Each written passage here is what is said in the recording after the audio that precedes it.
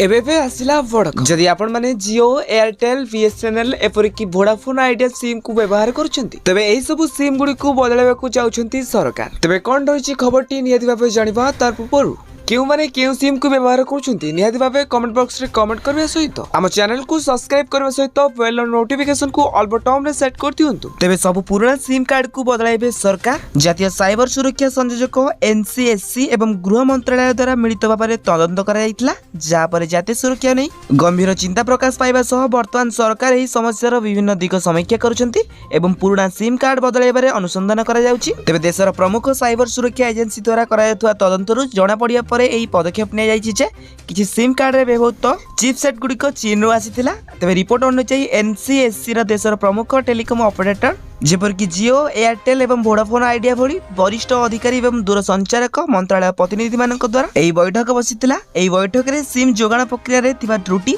एवं पुराना SIM card बदलाइबा पई एक ढांचा उपरे आलोचना करा जायछि।